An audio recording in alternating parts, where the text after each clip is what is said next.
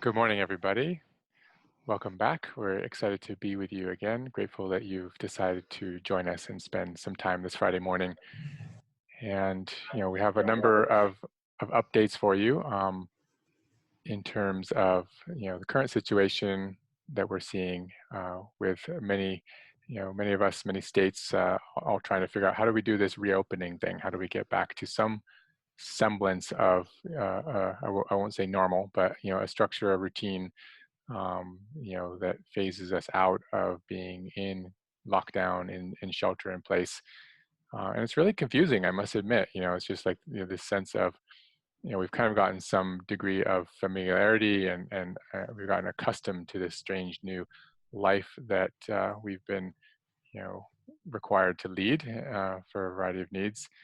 And then how do we reintegrate? How do we move closer to other people? How do we feel safe that they're doing their part, that we're maintaining our safety and health for ourselves and our family? And I've been feeling that on a personal level this last week or two. And obviously on a societal level, we're definitely grappling with that. And unfortunately, it's also a political issue, as we've seen, in terms of differences of opinion on what needs to happen to keep us safe as an individual, to keep us safe as a society. And what does safety mean? There's the health issues around we're worried about. There's also the economic safety and the structure to our society, and concerns around slowing reopening and the negative effects that that's going to have in the short to medium term and also the long term. So very, very complicated. This is a very intense thing that we're all going through. And so, with that, it's our goal, as always, to bring you some information, bring you a place to gather, to think through these thoughts and questions together, and also provide you with really concrete tools that we can use to manage our stress and to quiet down some of the internal activation that we're feeling. So again, thanks for being here. On our agenda this morning, we'll start with Dr. Ramzi Asfour, giving us a perspective from what we're seeing out there in terms of case numbers and developments on the medical side. And Lindsay Christensen will also be with us again this morning to provide us some nutrition information. And I am waiting to hear back. I still haven't got the final word on Nick Lawfrey, if he'll be with us for a Qigong session. I hope that will be the case. And however, we do have Valerie Keim with us again this morning for some mindfulness and stress reduction exercises and work that we'll all do together. So with that, Ramzi, I'll go ahead and transfer over to you. And again, thanks for being here. Thanks, everybody. Can everybody hear me well? Yep, sounds good. Great. So, sorry, I was trying to find another article that came into mind just along what you were saying, Dr. Schweig, about mortality and what we're doing and as we're reopening. But there's a really good article that I will try to find later for you and we can maybe post in the New York Times about the amount of increased mortality that we have seen with that we saw with COVID, and we could have avoided if we had actually been more aggressive in stay-at-home restrictions in New York, for example. So we could have saved a lot more lives by having restrictions in place earlier. A lot of us thought that Governor Cuomo and Mayor de Blasio were doing a great job, but if you remember, I think perhaps in our first episode of these webinars, I had mentioned that maybe they're going a little slowly, and New York was behind the Bay Area in shutting down. I really think that shutting down early in California has saved lives. There is no question. Okay, yeah. So we do need to go back to work, but just keep that in mind. There is no question. So just a brief update. US has now 1/3 or more, actually almost 1/3, about 30% of all cases worldwide that are confirmed, which is quite a high number. Keep that in mind. The number of deaths in the US is rising relatively stably. Just to show you, daily new deaths in the United States are dropping. This is from Worldometer. uh, cases in Sweden and daily new cases in Sweden is actually not really decreasing. Active cases are going up in Sweden, which has not shut down unlike its neighbors. Brazil, total number of cases, daily new cases is increasing, especially in Manaus, which is in the middle of the Amazon rainforest. If you don't know that, it is a tropical area and it has warm weather. More on that later.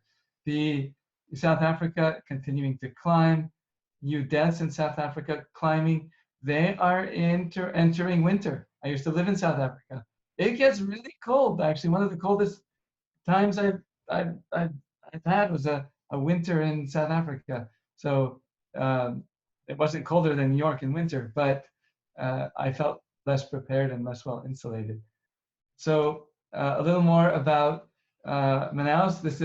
It's often fun to look at news websites from other countries, something we don't do that often. So France 24 has an English language site. Al Jazeera has an English language site. Those are freely accessible. There's a lot of Spanish stations that do have an English language site.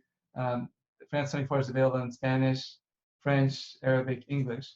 And they're talking about Sweden's COVID-19 strategy backfires. Cannes has been canceled. That's also in their headlines.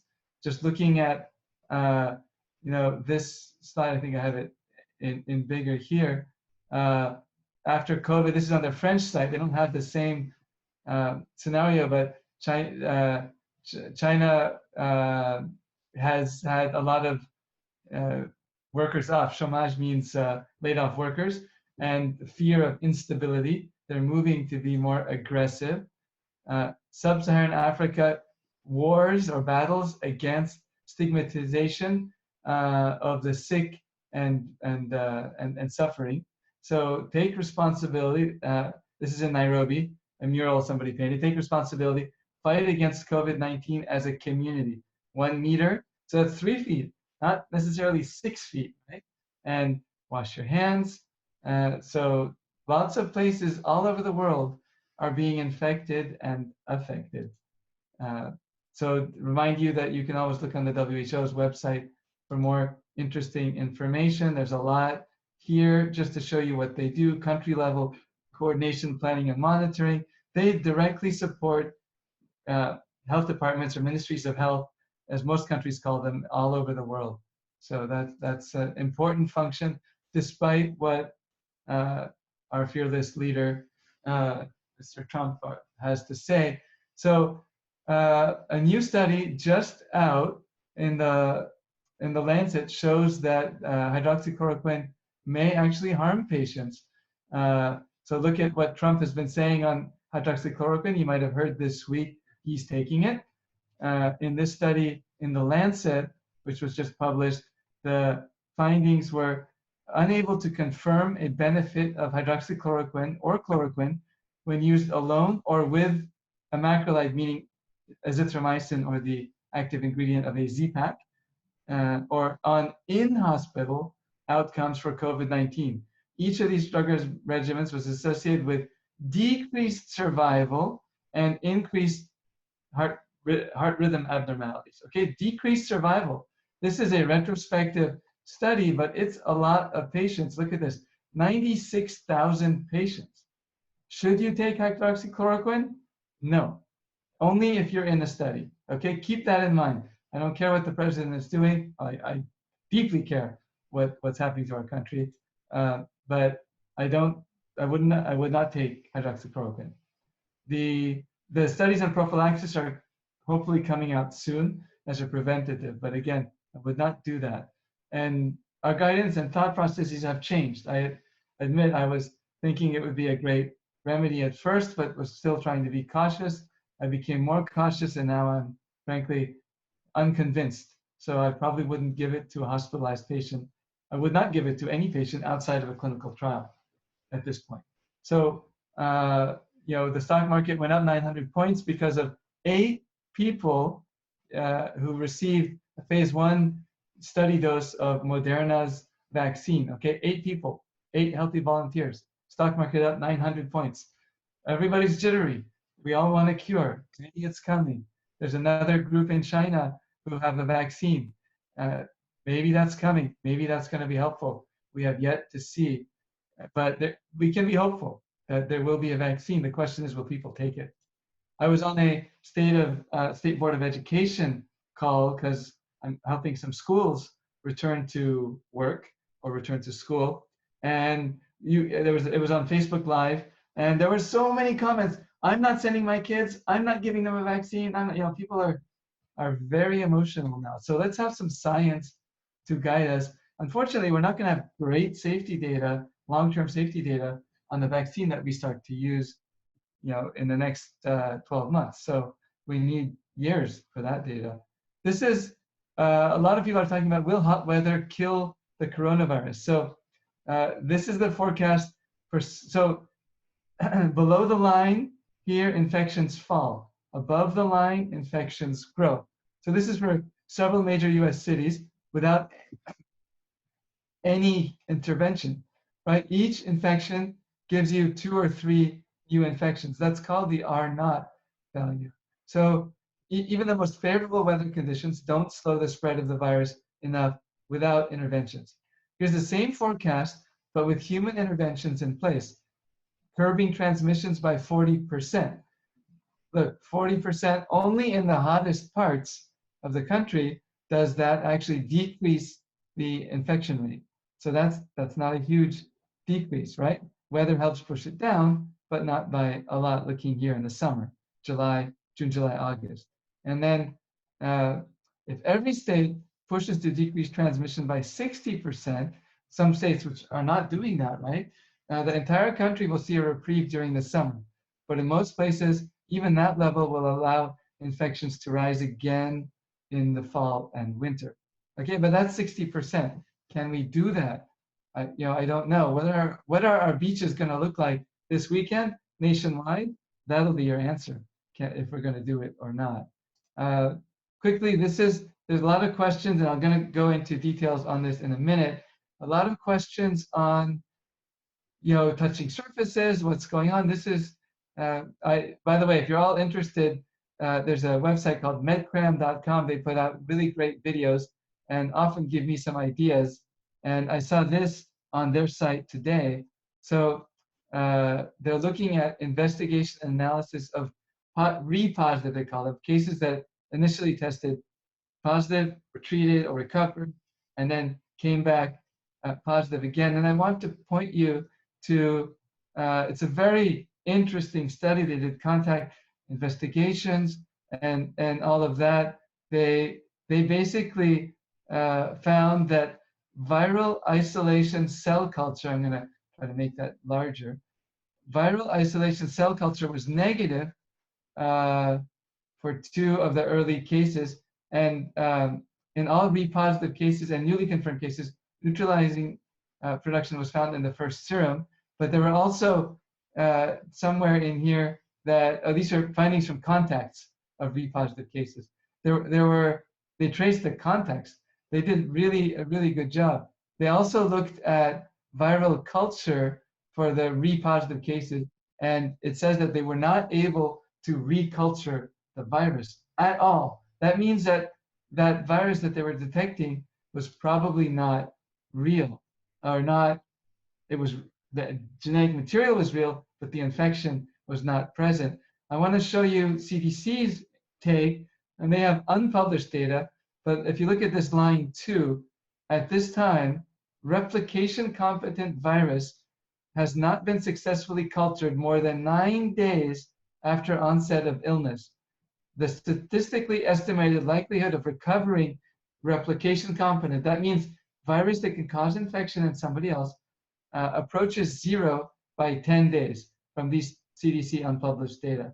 Okay, so that if a patient tests positive again, they're probably not infectious. So I'm gonna skip here. CDC says coronavirus does not spread easily on surfaces or objects, according to this USA Today, and it spreads easily between people, but it does not spread easily in other ways. They go on to say, from touching surfaces or objects, it may be possible to get COVID-19, but it is not thought to be the main way that the virus spreads. So I'm going to do something a little different. I'm going to draw and share a screen here. Hold on a second. Let's see if that works. Okay, 1 second here. I wanted to show you on here what how this works, and I'm an artist, as you can tell. So here's a this is a viral particle. Okay, this is the coronavirus. Inside it, in these squiggly lines, are RNA. Okay, that's the virus's genetic material. You see these squiggly lines, and the genetic material is detected. It's a series of letters, and some of them, they can be different ones, but in RNA it's ACU and G. Okay, those are the letters, ACU and G. Now, you can do PCR to detect a sequence of these letters. It's not just 4. It's going to be probably, 25, 30, 100 base pairs, but you're detecting a particular sequence. Let's say the sequence looks like this. Then you do a test called RT-PCR, and that's what a lot of the tests do to detect virus. They do this RT-PCR, which basically amplifies this to a detectable level, just as a shortcut. So then you can detect it. If it's detected, it's positive. If it's not detected, the test is negative. However, when you're looking at an active virus particle, it's not, this RT-PCR is not detecting this. Right? It does not equal active virus. So, or culturable virus. When you do a cell culture, you can actually detect culturable virus. But what's happening is when people, when you have an infection like this, the viruses are kind of messy. There's a little bit of RNA here, and then you have these big cells. They're much bigger than the virus, and they might be called dendritic cells or macrophages. And what do? They're part of your immune system. They eat these guys, right? They eat things that shouldn't be there. So then in the macrophage, you're going to have little bits of viral RNA that have been eaten, and eventually the macrophage is going to release these. So maybe what's happening in a lot of these patients that are testing positive after having recovered from coronavirus infection is that you're seeing some of random virus particles, perhaps some of them coming from macrophages. They have a nucleus, and they're being spit out from these macrophages. The other thought is that when you're looking at surfaces too, you're not looking at replication competent virus in most studies. You might remember studies that showed that the virus persisted on hard surfaces for a prolonged period of time, but that's not always the case. And I mean, that's not the case that they're actually live. They're not live, but they're culturable or replication competent, as the CDC likes to say. So the point is that a lot of the particles, or a lot of the tests on surfaces are looking at this. Okay, the surface tests are looking at this. That's a lot easier to do with today's technology. This RT-PCR, it's a lot easier to do than cell culture. Cell culture is complicated and cumbersome, and there isn't much published data on cell culture at this point, which is quite interesting and perhaps concerning. So the main issue is that we can't readily culture the virus from here, so we don't know, and we don't think that it's actually viable to in that context. So just to go back, we're also working with a lot of healthcare facilities and some companies and restaurants and helping them reopen, and schools. It's been interesting. We're talking about all of these things. Is the 6 feet as important as 3 feet? Can you do 3 feet instead of 6 feet? You get lots more kids in the classroom. There's a lot of changing guidance here, and it's a challenging time, but keeping abreast. And I want to point you again, CDC has a lot of good answers now on their website, which is growing vastly. Every time I look, there's so many more new pages. But they talk about pets. If you have questions, they do know that you can get pets can get infected, and they recommend actually not letting your pets hang out with other people's pets. So I thought that was kind of funny, but that is a recommendation of the CDC. So you can get good, clear, evidence-based guidance from their website, which they're updating more frequently now. And with that, I'll turn it over to Senja, or leave it open for questions. Yeah, Ramsey, one thing that came up this week that I was curious about, you mentioned the CDC on that last slide, and there was some disconcerting information coming out of some of the developments with regards to testing. There was an article in the Atlantic this past week on some changes that were done at the CDC with regards to how they're reporting testing. So originally they had been separating out the nasal swab test, which is more effective for showing if somebody is currently sick, separating those results from the antibody tests, which are better for looking retrospectively, to see if somebody had been sick and has immunity. And then apparently without really informing states that they were doing this, they lumped those two numbers together in an effort probably to make the overall testing numbers look better from a political point of view.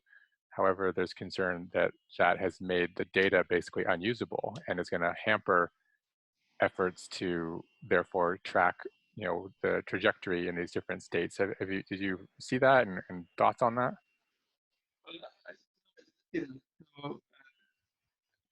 Sorry, your audio is a little shot. Article. If that's happening, that's a very confusing picture. I agree, because we've been using confirmed tests, mainly PCR-based test confirmations for most people, and not antibodies.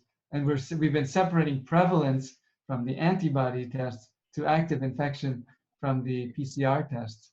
But yeah, that is concerning if that's happening. Yeah, apparently it is. It's reported in the Atlantic, and unfortunately the states weren't really aware of this, and they had it wasn't really, there wasn't given a lot of clarity. Yeah, you're searching for that in real time. That's great. I can also see if I can bring it up.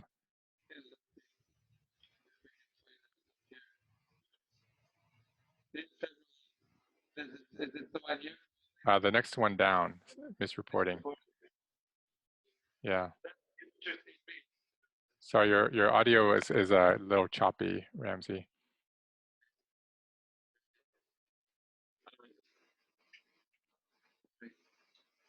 Yeah, again, it's just this weird confluence of trying to politicize the information and have numbers tell a story, and have government effort tell a story. So it's unfortunately complicated. Right. So if you can hear me now, tell me if you Yeah, have it's any. good. Yeah, it's clear now. Thank you. So someone asking if, given what we said about not having good safety data in the vaccine, how long would you advise somebody with Lyme to wait before getting vaccinated? And I mean, I think that advice is for everybody. It's, we have to see how safe we think these vaccines are. Probably the Oxford group vaccines is going to be the safest, because they actually have longer term safety data than anybody else, because they've developed the MERS vaccine using similar technology. So that's my gut sense is that would probably have the most safety data, but again, we don't know what will be available, and we need 80%, at least 70% immunity for herd immunity, but getting towards 80% would be much better. Some people are asking about social distancing from pets and or other people's pets. That is what I showed you in the CDC recommendation here about pets. So have a look. Do not let pets interact with people or other animals outside the household. It's there in CDC's language. It's their recommendation. So yes, they're recommending social distancing pets. Somebody's asking about vitamin K and clotting. Vitamin K is a cofactor in some of the normal blood coagulation pathways, but and you need vitamin K to clot, but excess vitamin K is not a strong procoagulant. So I don't think that's a concern in terms of taking vitamin D with vitamin K.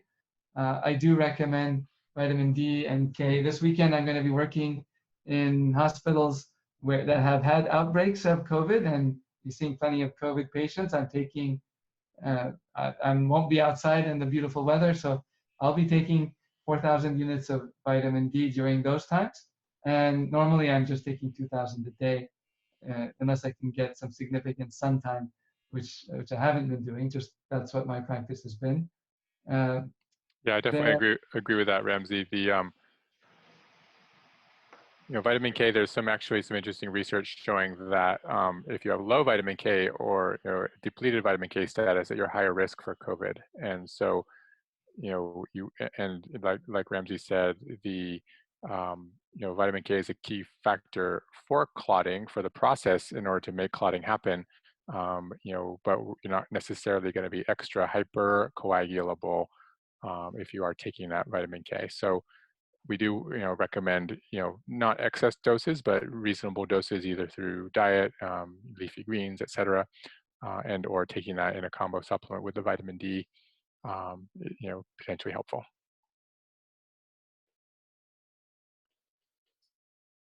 It is an interesting world. There's a lot more vaccine data coming out than I would have expected already. So I am somewhat optimistic that we will have good vaccine data.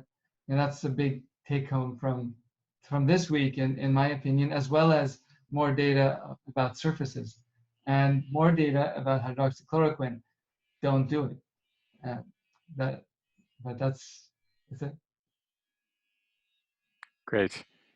Okay, so thank you, Ramsey, Asfar, much appreciated. And Lindsay, if you are ready, we will jump over to you. And then after Lindsay, we do have Nick with us this morning, so we will be doing a short Qigong session and then transitioning to Valerie. All right, can you guys hear me okay? Yes, sounds good. All right, great. So I have a brief presentation for you today, just kind of looking forward at what we can do with nutrition in the long term in terms of COVID. So the discussion around nutrition and COVID, I've been noticing, has shifted more from, in recent weeks, from acute support, like acute immune support, more towards looking into the future and our long-term health. And also there's been more research accumulating showing that metabolic dysfunction in its various forms is really a critical risk factor for COVID. I know we've touched on that earlier. So this presentation will be about using nutrition to support your metabolic health in the long term and hopefully keep yourself safe as we see kind of where COVID goes over the next few months and possibly next year or more. So this study that I have pictured right here came out fairly recently, looking at obesity and impaired metabolic health in patients with COVID. I think I touched on a couple weeks ago on how high blood sugar appears to be a risk factor for COVID, but along those same lines, some other metabolic risk factors may also contribute. So obesity, or having a waist circumference that's on the higher side, dyslipidemia, so unfavorable changes in triglycerides and cholesterol, and then hypertension as well may also be a risk factor. So this study here indicating that 12% of American adults are only 12%, of American adults are metabolically healthy, kind of made the rounds about a year ago. And it was pretty shocking to find out that very few Americans have healthy levels of blood glucose, triglycerides, HDL cholesterol, and then a healthy blood pressure and waist circumference. But the good news is that nutrition can target all of these things. So kind of creating a diet that's going to support your metabolic health may help in the long term by improving these markers. So we've talked about this repeatedly, but cutting out the junk food, that's not just an acute intervention. I think in the long term, that really is essential for protecting yourself now and down the road from COVID. So going back to those metabolic risk factors that I just listed off, a paleo template diet has been shown over and over again to improve these markers. So in terms of the clients I see, I've been recommending a paleo template diet more often. Something else you could consider doing is incorporating intermittent fasting. So intermittent fasting has been shown to rejuvenate populations of immune cells, particularly when it's done over the course of several months. And it also improves a bunch of these cardiometabolic risk factors as well. I did want to mention a study that I came across recently. Let me see if this link works. Looking at the effect of fasting on the acute immune response to viral infections. Let's see, oh, here we go. So the idea here was that they had these mice doing prolonged fasts as opposed to a shorter intermittent type of fast. And it looks like that extended fasting may actually be detrimental in the case of COVID and viral infection. It appeared to be beneficial for bacterial infections, but not so much for the viral side. So with my clients who are interested in intermittent fasting, I've been recommending doing shorter term intermittent fasts rather than multi-day fasts right now. So 16-8 eating window where you fast for 16 hours and then eat within an 8-hour time window each day, I think is an ideal time frame. But again, this is just one study, so I thought it was interesting and worth mentioning, but I wouldn't, let it scare you away from doing just like a pretty gentle daily intermittent fast. And one tool that I found useful for tracking intermittent fasting is this app called Zero. They have a bunch of informational materials on there and some cool features that can just help you track your fasts and how you're feeling. You can even input some other biomarkers in there. So just another useful tool to add to your toolkit. Then along the lines of metabolic health, I just came across this really interesting study that is being launched at Johns Hopkins University, and they're actually looking at using a ketogenic diet for critical care patients with COVID. So they're still in the recruiting phase. It's going to be a quite small study. I think they only are going to have like 15 participants to begin. But the reason I thought this would be worth mentioning is because a ketogenic diet has become quite popular for improving cardiometabolic health. So if that's something that may be right for you, it could be a good way to improve blood sugar control. The authors found that, or they didn't find, they stated in their kind of initial statement that goes on this clinical trials website that a high-fat, low-carbohydrate diet has actually been shown to reduce the duration of ventilator support and carbon dioxide levels in patients with acute respiratory failure in the past. So they're wondering if a ketogenic diet could help acutely sick patients with COVID by reducing inflammation and improving some other features of the illness. But in terms of a preventive strategy, it could also help support cardiometabolic health. Again, there's a lot of factors that go into determining whether a keto diet is right for you, but I thought that was some interesting information that was worth mentioning. And just a few foods to think about including in your diet for cardiometabolic support. Dark colored berries, so things like blackberries and blueberries are going to be good.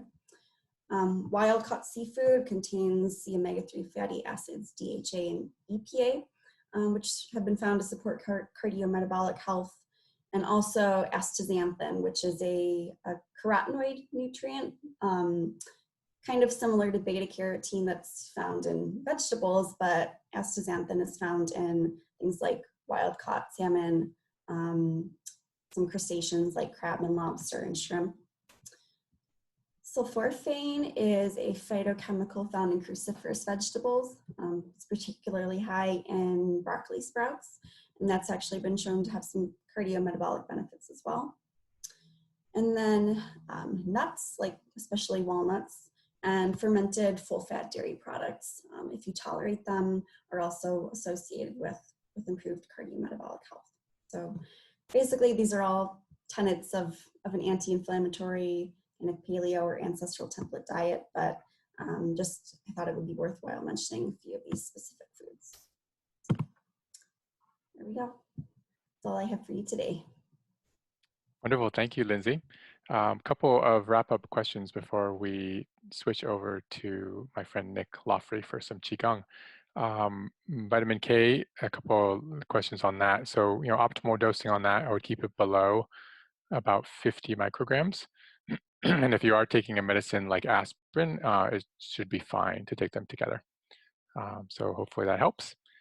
And vitamin K2 in particular is pretty helpful for keeping calcium when you're taking vitamin D, keeping the calcium headed towards the bones, and hopefully avoiding calcium deposition in the arteries and blood vessels. So, a way if you're taking either vitamin D and or calcium supplements, for bone health, this is a way of again directing that calcium towards the bones and hopefully not having less risk of any arterial complications. Hope that helps. And with that, Nick, if you want to activate your camera and come on board, we're excited to do some Qigong with you again this morning. Thanks for being here. Yeah.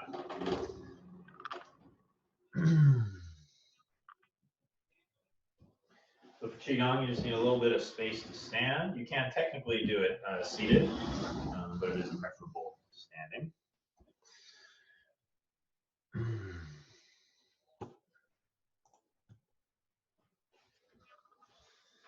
And just a little bit of space to stand. You just need enough space to kind of move your arms around and not knock anything over. About half of Qigong is just waving your arms around. So if you have any relaxing music you like to play, you're welcome to put it on in your background.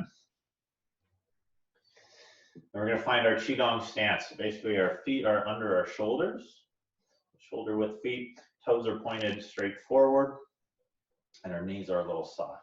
We don't really lock our joints in Qigong. A little soft. Let's just start with our hands over our belly, and we'll take a few deep abdominal breaths. All that means is as you breathe in, you feel your belly expand a little bit into the hands.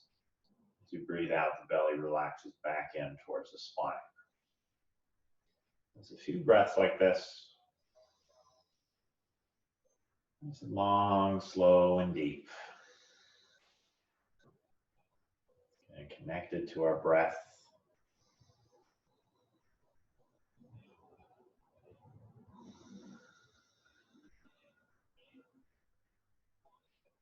Encouraging the breath to move at the belly, which helps to draw your awareness downwards, down below the level of thought, level of emotion, down to the level of body.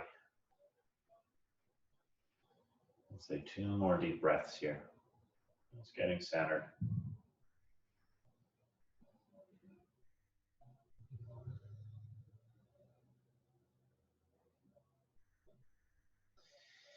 Very good. We're going to start to move with our breath. Pull your hands up about chest height. And you're going to drop your left hand down, press your right hand up. It's called separating heaven and earth. So it's like your hands are pushing the floor and the ceiling apart. And keeping that press going, we're going to twist to our left. Twist to the left. Feel the length in the right side waist as you press up with the right hand. And then we just relax back to the center. Hands come up and down through the center. Press away from each other like we're separating the floor and ceiling. And then do a slight twist to the right. Try not to twist in your legs, more twist from your waist up. Even your neck will twist. You turn your head. Relax to the center. Hands float up and down through the center. We'll start to use our breath here too. So take a breath in, press, and twist.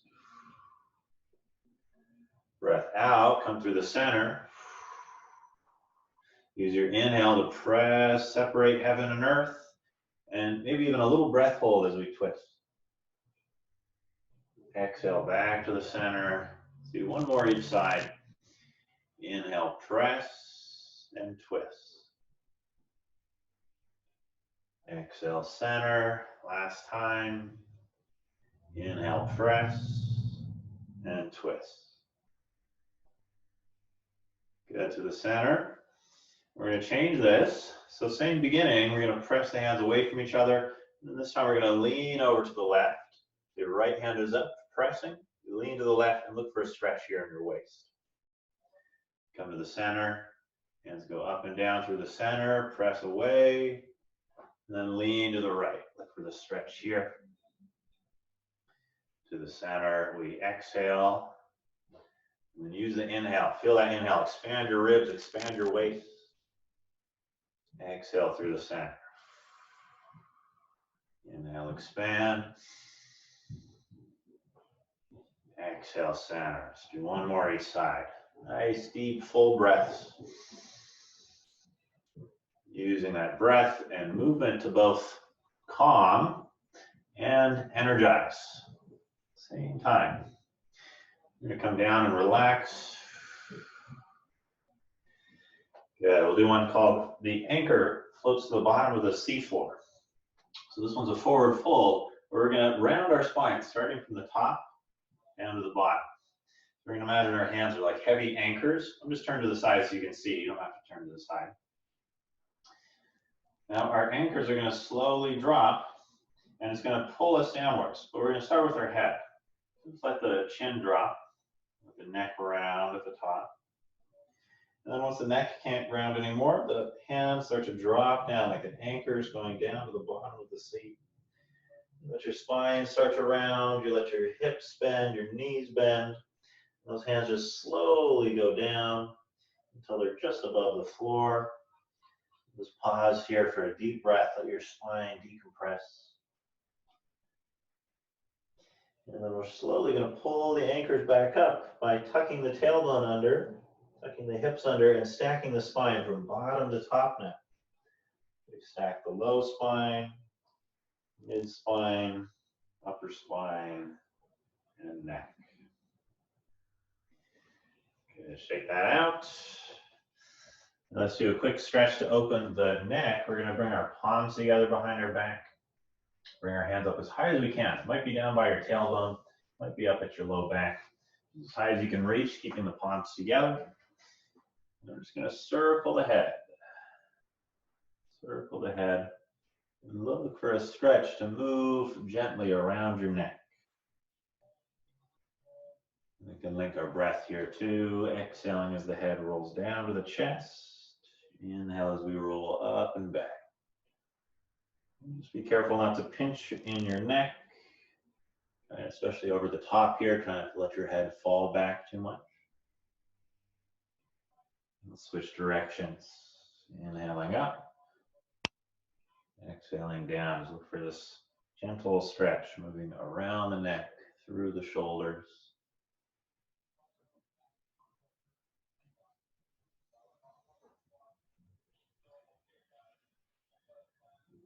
Bring your ear to one shoulder and circle the chin. It's like we're tracing a quarter in the air with our chin. And we're using that to unwind the tension at the side of the neck.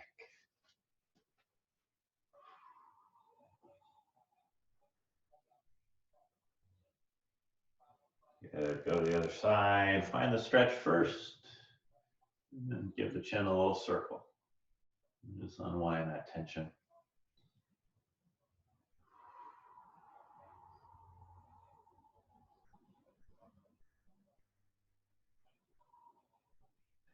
Good. Drop down. Release. Shake it out. Good. Give your whole body a little shake. Just Do a little bounce. Let your neck relax, your head nods a little bit. Let your shoulders bounce, let your wrists bounce. Now let's take a few breaths. So we breathe in the nose, nice deep breath, and out the mouth with a sigh.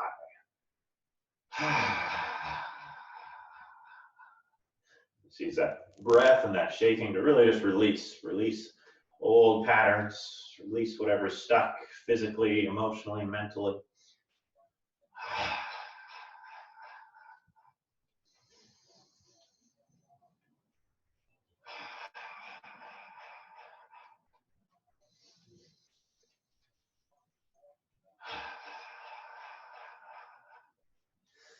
Yeah, slow down that shaking, pause. Find your Qigong stance again. Feet under your shoulders square, knees soft. And from here, we're going to enter the flow. And into some just slow motions. We're not looking to stretch. We're not looking to expand our range of motion. The movement's very relaxed and gentle and in coordination with our breath. So we inhale up. Exhale down. Inhale up, ideally through the nose. Exhale down, also ideally through the nose here.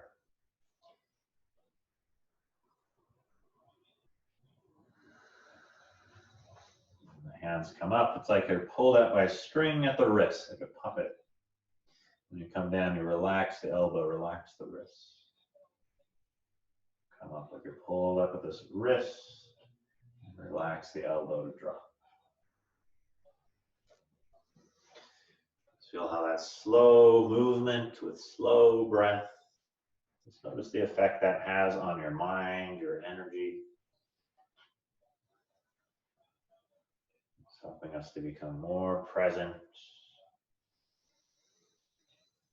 more patient, more at ease.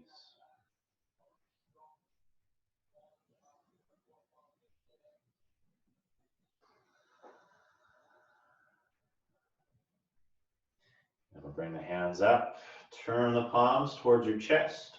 Arms are round. We call this embracing the tree. Your arms are round, just like you're hugging a tree.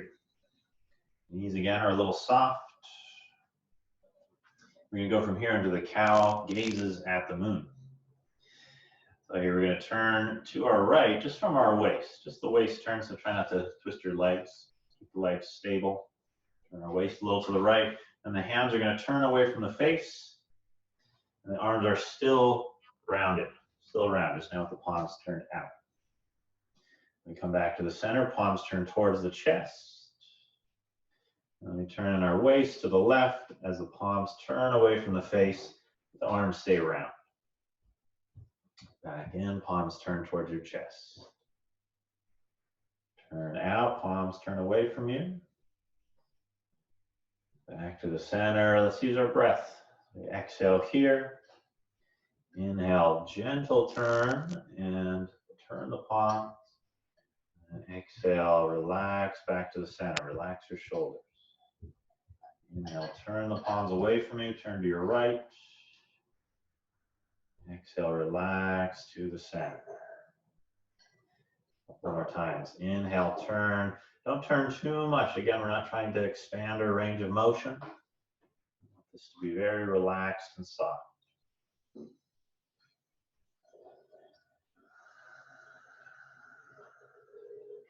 One more.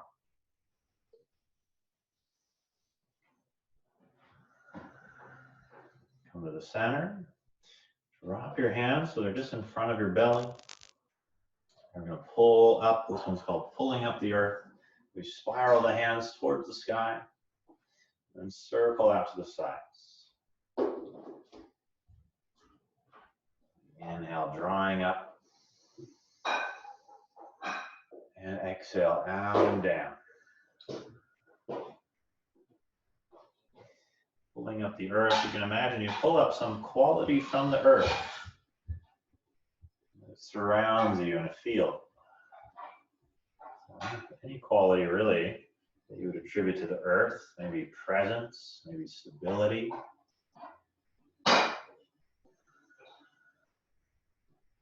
Maybe nourishment, and quality. We just intend to bring that up, fill the body, even expand that quality beyond the body. Now we'll switch, pulling down the sky. We float up, inhale. Exhale, draw down. Whereas the earth is yin, the sky is yang. Connect to the expansive, spacious sky. Pulling the qualities of the sky down through us. Perhaps a spacious, clear mind. Perhaps an expansive vision, a broad perspective.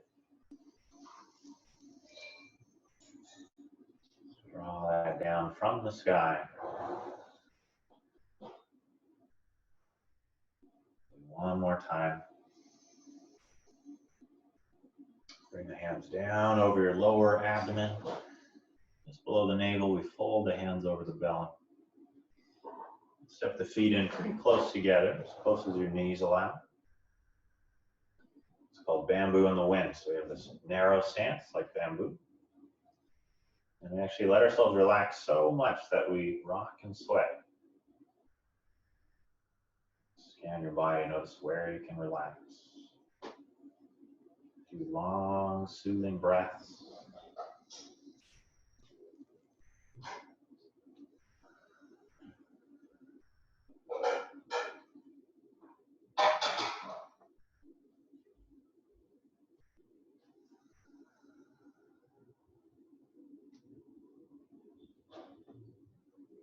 Let yourself relax, just letting the energy we've cultivated integrate and circulate. We're just getting out of the way. Like a bamboo or a tree yields to the wind, rocking and swaying. Say 2 more deep breaths here.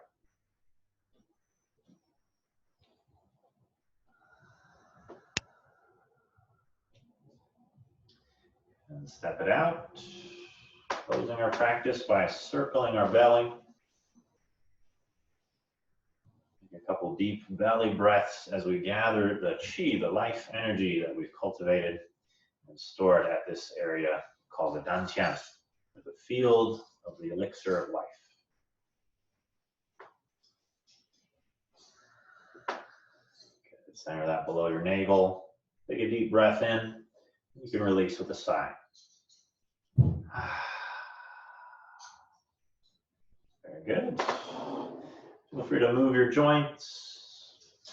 Let that energy get through the body. And I suppose find yourself seated for the next presenter for a little meditation. Qigong is a great way to just get the mind and body calm and relaxed and ready for deeper meditation. Thank you, Nick. That was great. Yeah. Valerie, before you start, I just want to jump in for 1 sec. So after some careful consideration, we have decided that today will be the last of our regular webinars for the support group. And, you know, it's definitely mixed feelings that we've decided that, you know, but I want to leave you, you know, with a couple of thoughts around that. You know, we have a very dedicated group of core supporters, folks who have been showing up every week. And it's really important to us that we've been able to provide this support for you. And we really hope that it's been of value. And, you know, our thought on pausing here is that it does seem like we've reached a point where, you know, while there is still a lot of uncertainty, the medical updates are slower and a little bit less acute. And we feel that, you know, our resources at this point are probably better put towards a big clinic redesign that we're working on. And so this time of being with you has been a huge opportunity for us, again, to just, you know, share the information and share support and learn together, but also for us to learn how this works and how to best provide support to you and what that looks like going forward. So we will plan to update you as things come on board and as new information comes out. So if you want to stay tuned on the webpage, the COVID-19 section of the webpage, also on social media, Twitter, Facebook, Instagram, etc. And we'll post updates from time to time as necessary. There are resources that we've offered you that are still going to be available to you. Valerie, I want to jump in just before you start so that you can kind of also tell people how they can reach you directly, what your website and contact information is. And I very much look forward to continuing to collaborate with Valerie in the what we're calling CCFM 2.0 version that we're looking to launch in August. And as part of that effort, we will be offering regular support groups. So we'll be back online and available to you in that format. We hope that that's helpful. Nick and I, as I have mentioned, are building a Qigong curriculum that will be available online to our CCF patients also, I expect by August. So we're looking to just take pieces of what we've done here and really build them into the fabric of our clinic as we move forward into the next vision, the next version. So certainly, again, with mixed feelings, I don't want to leave any of you hanging, but as necessary, reach out. We will try to stay updated, bringing you topics in a more asynchronous fashion on the webpage and on social media. And if we will, I expect also potentially have some live sessions between now and August when we launch the new clinic. So do stay tuned on all those avenues, and we will get you information for when those happen. So with that, I'll switch over to you, Valerie, and then I will, of course, be back on towards the end of the meeting. If anybody, as we're thinking through this, maybe Valerie, you can kind of lead us through some closing sessions, some kind of bringing our energy together as a group. And if anybody wants to chime in towards the end and say a few words, or do feel free to come on after Valerie's done. We'll have some time to all talk together. Thanks, Valerie. Yeah, sounds good. Thank you, Dr. Schweig and Nick. Really appreciate what you've offered all of us. And, ironically, I had kind of a goodbye thing planned for today. Oh, wow. Yeah, how about that? Because things are changing now. We're moving from the, in terms of mental health in California, and for us all as Californians, as individuals and Americans, we've moved from the kind of acute phase of crisis and anxiety in the last couple of months. The initial shock, the amount of change we had to assimilate very quickly, the lack of hard data to help guide us was challenging and difficult, and gave rise to a lot of anxiety and fears, which were quite justifiable. And that's what acute stress is all about. It's right here, right now, it's real, it's in the present moment. And this program has certainly given me a lot of tools and information to keep me grounded, feeling safe, calm for myself and my loved ones. But that's winding down now.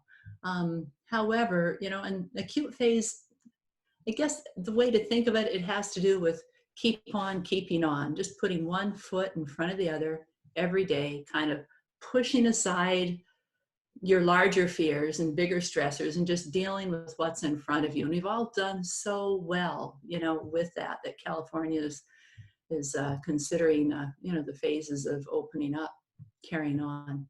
And already I'm seeing the next wave out anxiety in my own private practice. There's been a strong uptick this week of people I haven't heard from in many, many years asking for an emergency session.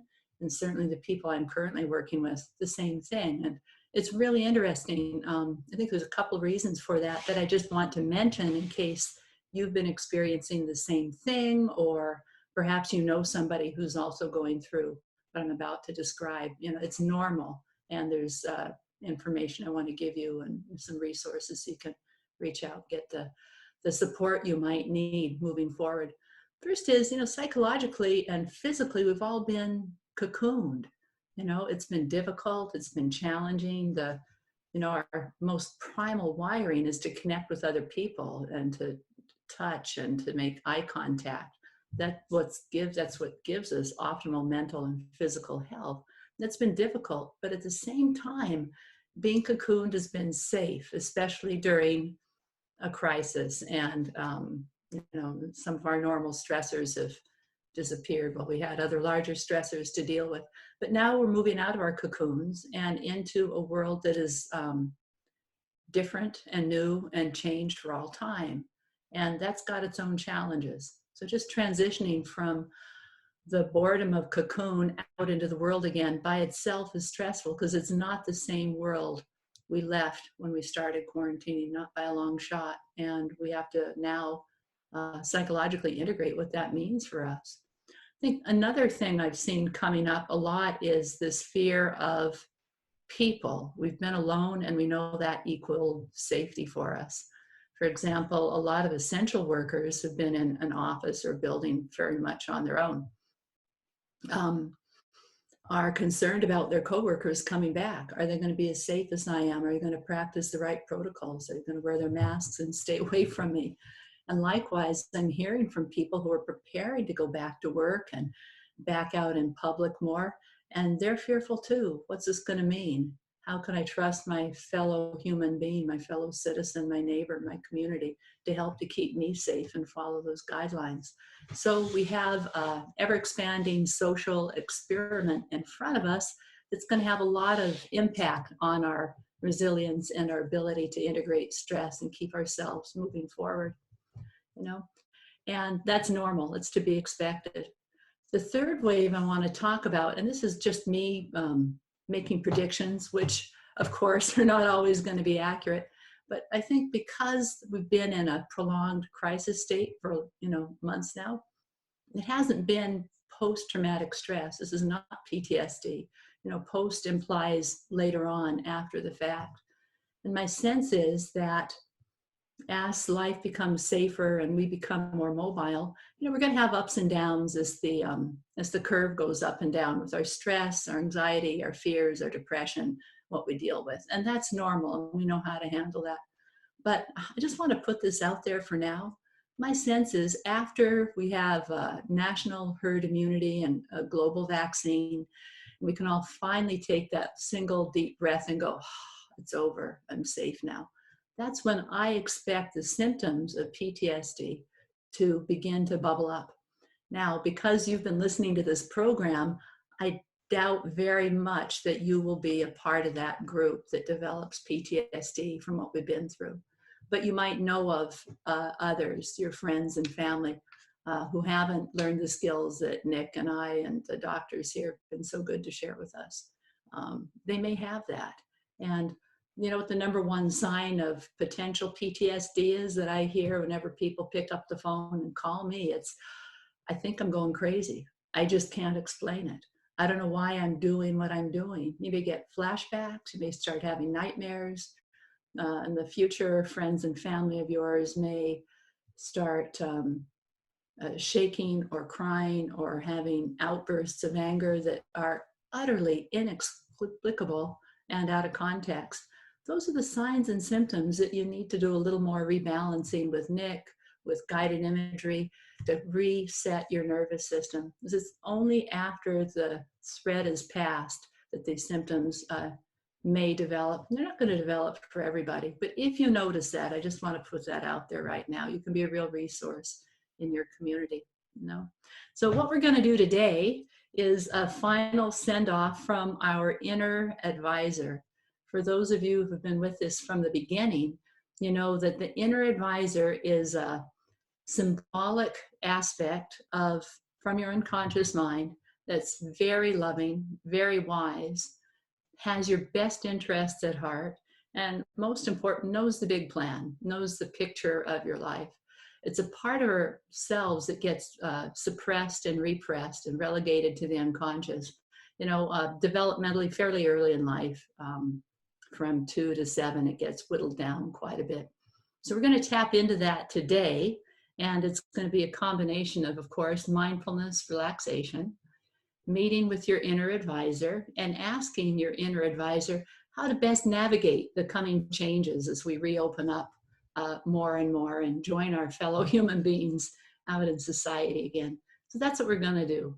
But before that, I'm going to do a little screen share. Because somebody sent me a video clip of, it was one of the best portrayals of the inner advisor I've ever seen. It's about 47 seconds long. And this is what I'm talking about when I say this part of us got relegated to our unconscious. And here we go. Let's see. Screen share.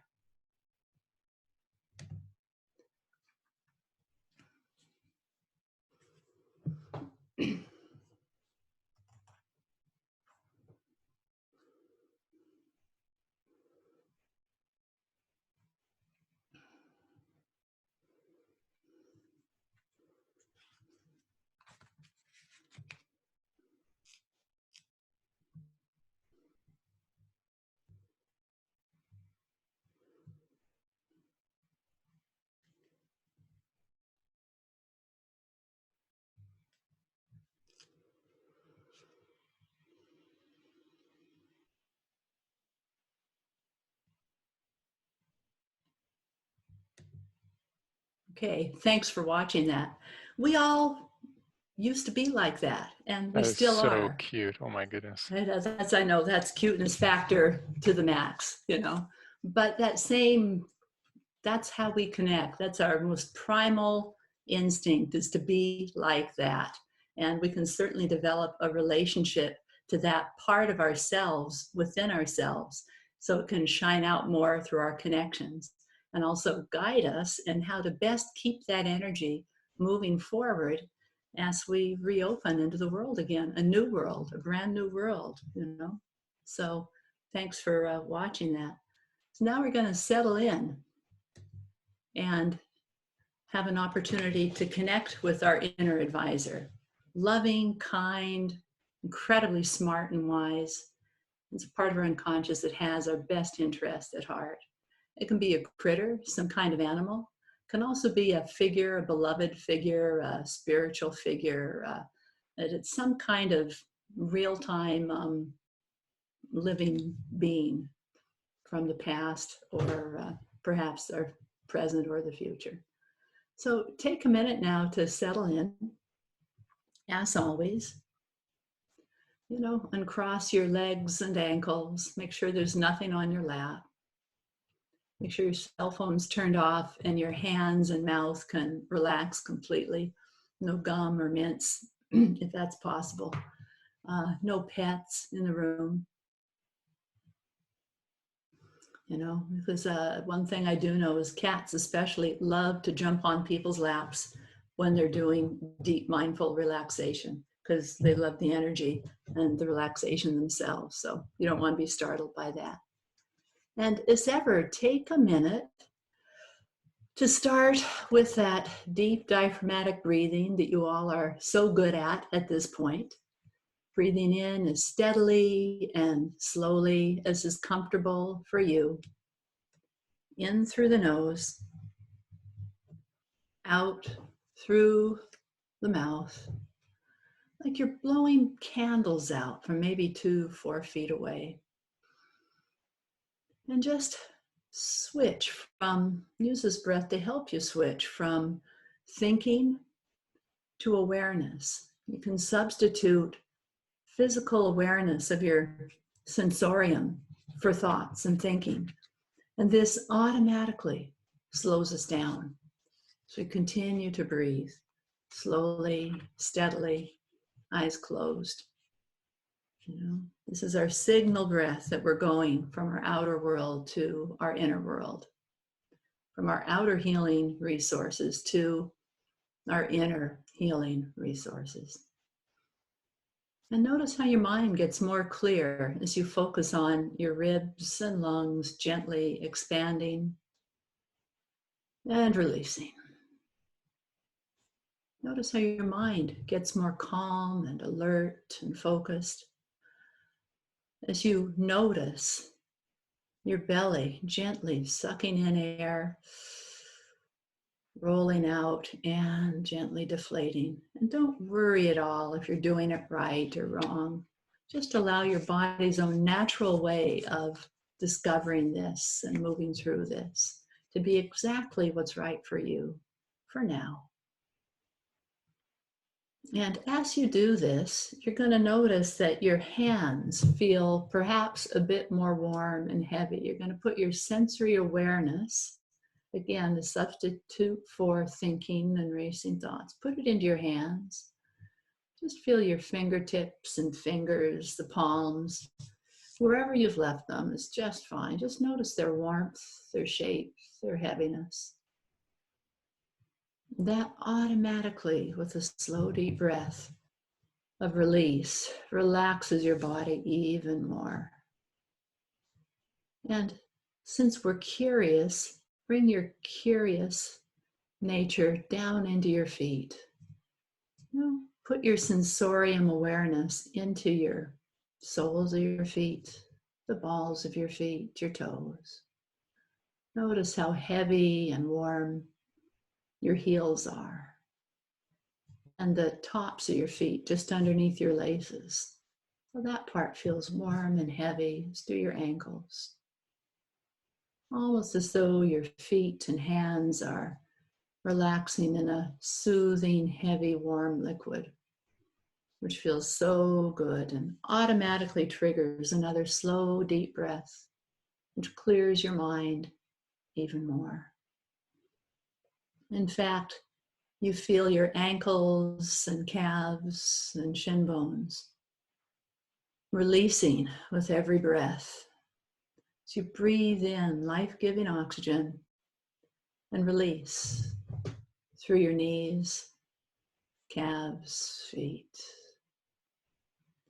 your thigh bones and the big muscles in your legs. Relax and release with every breath. You feel more at ease, more grounded. As the very weight of your body transfers down into the backs of your legs and releases into your cushion, your chair seat, which automatically allows your mind to feel more alert, while the soothing, heavy warmth, just right for your own healing and focus, flows up through your hips and pelvic cradle, your seat, in a way that's so good for you. In fact, you may notice this good, warm, relaxing energy flows through the soles of your feet, right up into your torso, your trunk, your belly, your lower back. And you release into ease in a way that's so comfortable on the out breath. Your chest and shoulder blades, down your spine, in its own way, feeling more heavy and warm, more relaxed with each releasing breath. Breathing in cleansing oxygen and letting go on the out breath through your throat and neck, softening in a way that's just right for you, in your own way, down through your shoulders, elbows, wrists. So you feel your arms and legs and torso flowing with this easy, relaxed rhythm of warmth, which is so relaxing, heaviness, which is just right to invite even more mental clarity.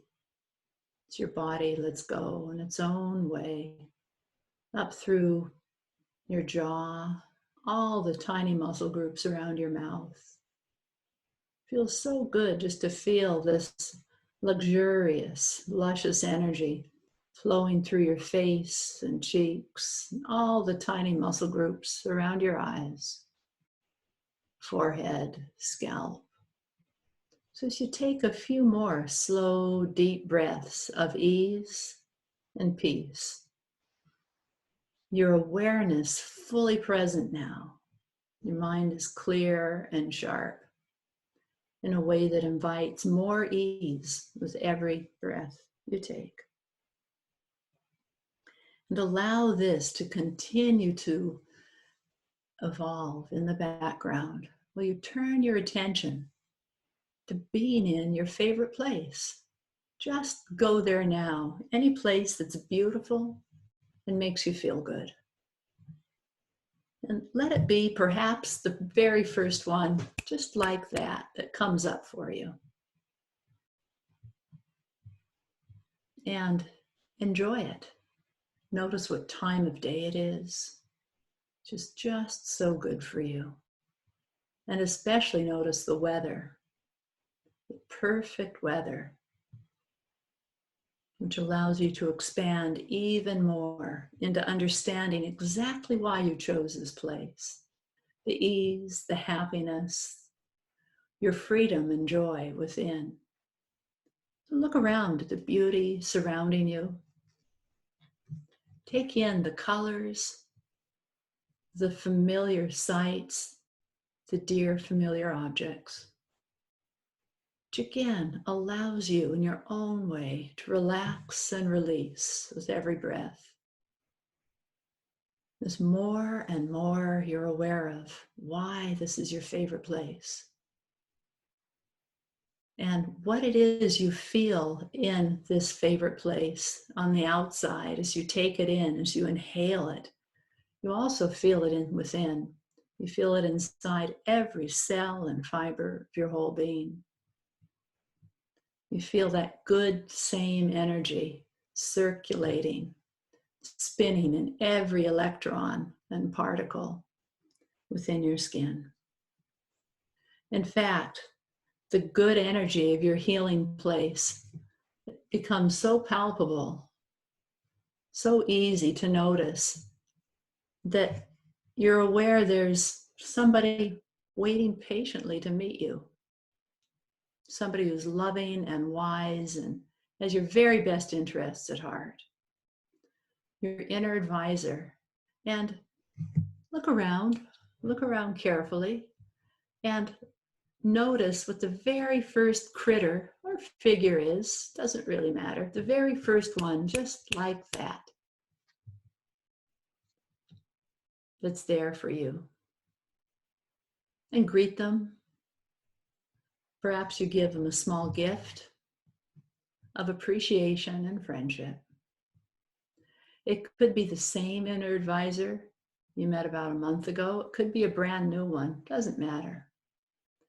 It could be exactly who or what you're expecting, or it could surprise you. And that's just fine. And take a closer look at your inner advisor. Their face, their form, and above all, their eyes. Eyes are windows to the soul. So you look into your inner advisor's eyes. Notice what you see. And take that in. And ask your inner advisor if your inner advisor would be willing to talk to you for a few minutes. And if so, great. And if not, that's perfectly okay too. The rapport of silence is powerful. But just do something so you have a little bit more rapport, so you feel a little closer, just a tiny bit more connected to your inner advisor.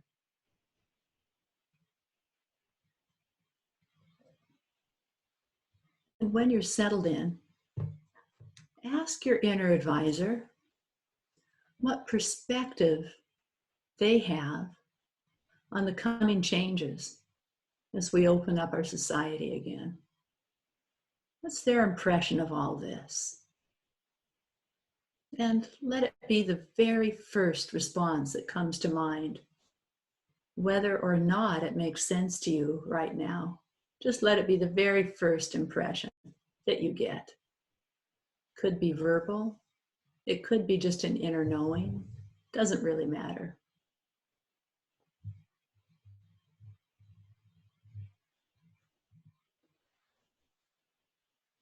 And also keep the conversation alive. Ask them how you can best navigate moving back into a more open society again. Ask them what they want you to consider above all else as you move back further and further into the world.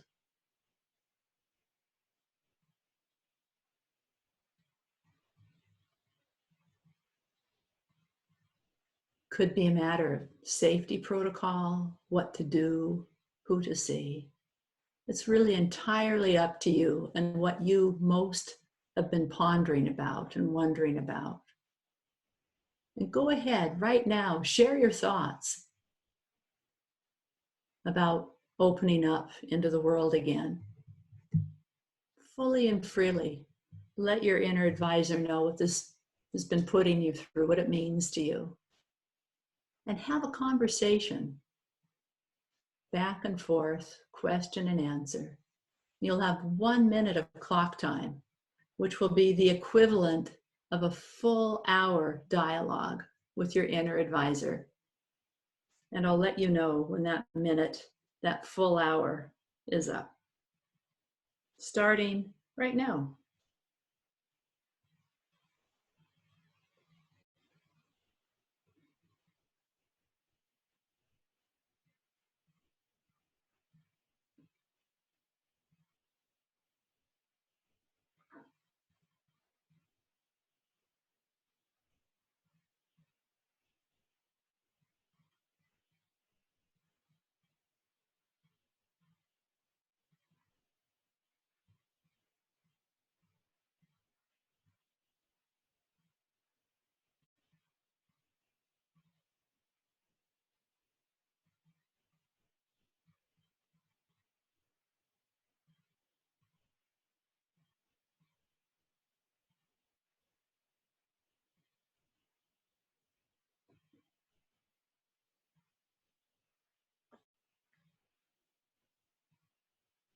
And as your conversation moves towards closure for now,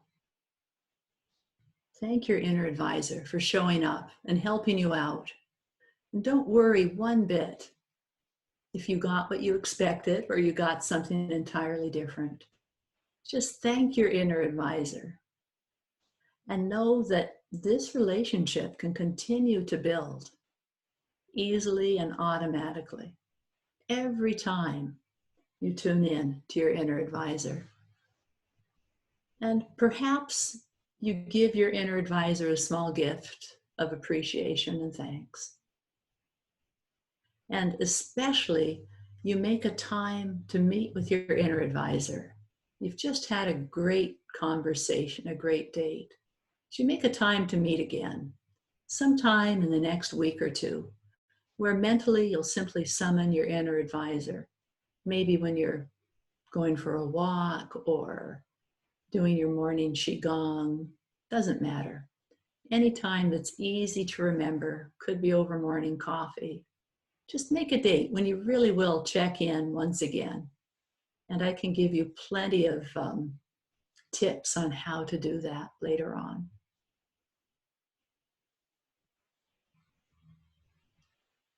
And when you have your time settled, turn again to your favorite place. Take in the sights, the beauty, the colors, the weather, which is so good for you. Take in the fragrance, the scent that's so unique to your favorite place. And as you're simply enjoying all the sights and smells and sounds, the perfect temperature, allow this good energy to continue to blossom within with every breath you take. As the imagery fades to the back of your mind's eye, and you come forward, back into this room, this place, feeling good.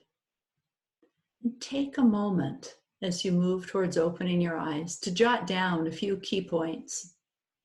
Because much like dreams, much of the impact of what you've just found will fade, within a few hours, unless you capture it now.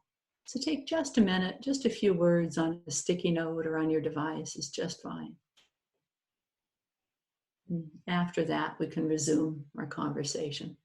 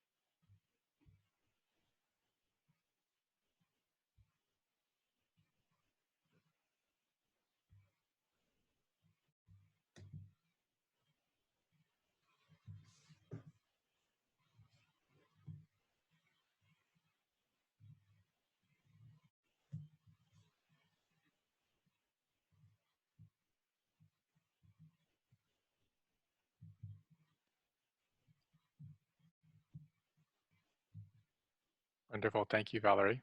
Mhm.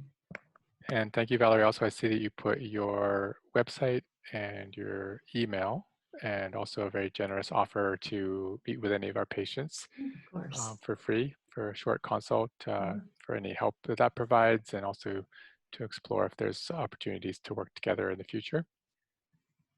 So if there's anybody who wants to pipe in or say anything, please feel free to do that. Just unmute yourself and jump on up.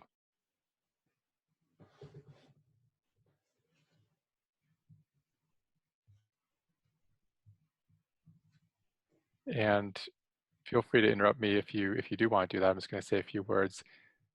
There was a question about sort of what do we have cooking at CCFM, and you'll certainly hear more about this in the next weeks and months.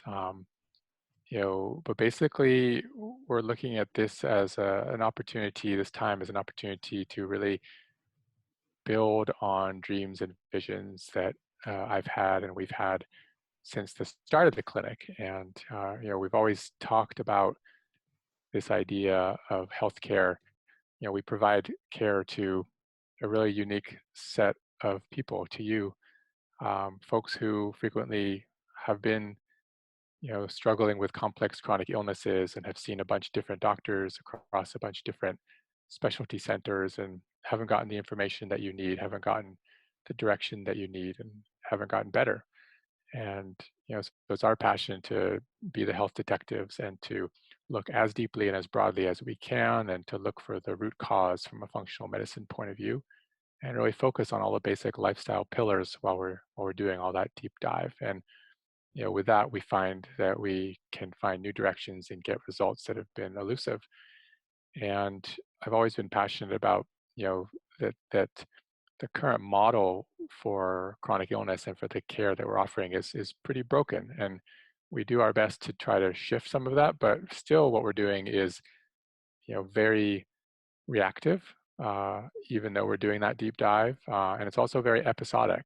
The care is really only happening when you're with myself or one of our practitioners, and we have that meeting where we ask you a bunch of questions and you tell us a bunch of information, and maybe there's some labs that we then look at and interpret and provide you with next steps on a protocol, et cetera. So what I'm really interested in is moving that from that episodic and reactive care model more towards a more seamless fabric of care, which takes place, in a visit with a doctor, but also asynchronously and across time, and doesn't necessarily have to require a visit. And so we're looking at continuing to evolve our vision and reinvigorate that vision of a system that is, on the one hand, high touch, meaning we have the doctor, we have a nurse practitioner, we have a health coach, we have a nutritionist, maybe even a social worker, all these people whose goal it is to solve any and all problems or roadblocks that you might have on your path towards recovery. So, and all of our admin team, working very hard there as well. So high touch, and on the other hand, high tech. And as many of you know, we do leverage technology really heavily in our practice. And that has, I would say, mixed outcomes at this point. It can feel distant, it can feel, like there's a lack of human touch. And then we've also are super aware of the fact that our current patient portal experience is pretty flawed, and it's pretty frustrating for people, and they feel like it's hard to figure out where the information is and hard to get the information. Instructions are kind of all over the place. Information on labs and supplements is kind of all over the place. So we are working our behinds off on our end to really put together a platform that integrates multiple different solutions, with the goal that what you experience is very streamlined and more supportive than ever.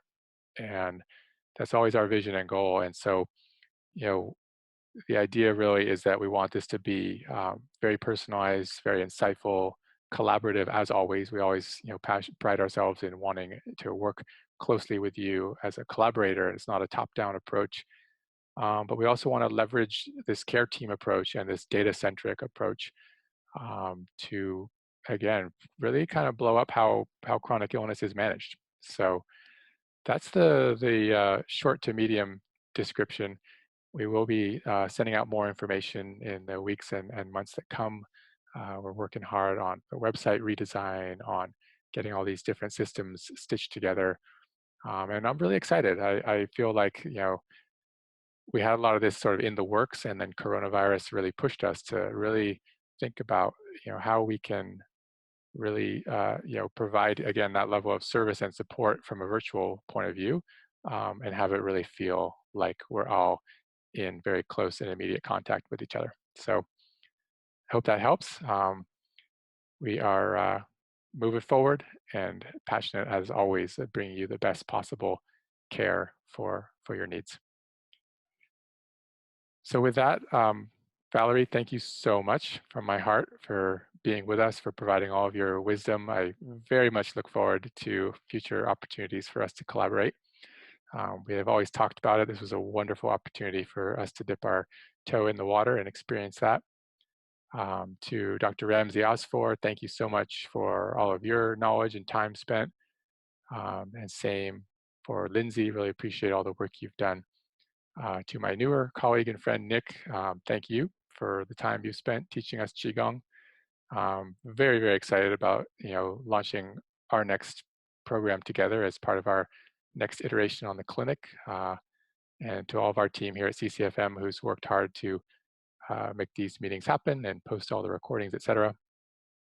Deep gratitude to you as well. Stay safe, everyone.